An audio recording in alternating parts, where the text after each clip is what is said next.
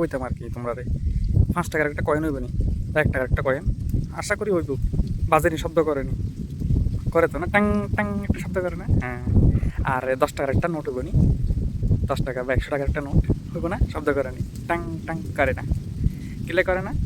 কারণ 1 টাকা তো 5 টাকা যেটি আছে এটি মূল্যটা কম, আর 10 টাকা যেটি আছে এটি মূল্যটা বেশি, কিন্তু শব্দ করে না।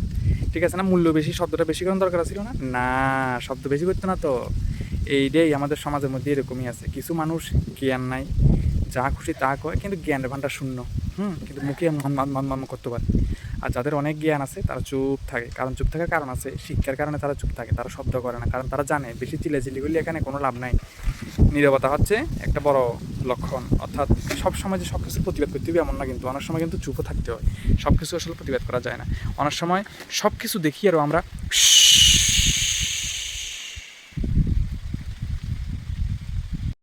এর লেগে সব জায়গায় চিল্লাচিল্লি করতে হয় না, কিছু জায়গায় চুপ থাকতে হয়। চুপ থাকার পিছনে একটা লজিক আছে, লজিক হচ্ছে আমাদের শিক্ষা আমাদের চুপ করাই দিছে। মনে করেন এখানে 10 জন মূর্খ বইয়া হাই হুই হুং ছাং ঠুং ছাং ঝগড়া করতেছে, তো আমি একজন শিক্ষিত মানুষ, আমি ওইখানে যাই কী করবো? আমি কি তারারে বুঝাইতে পারবো? বা তারারে বুঝাবার মতো কি জ্ঞান আমার কাছে আছে? নাই তো। তাদের কাছে যে জ্ঞান আছে এটা আমার কাছে নাই, আর আমার কাছে যে জ্ঞান আছে ওই জ্ঞানে তাদেরকে বুঝাইতে পারতাম না। তো সুতরাং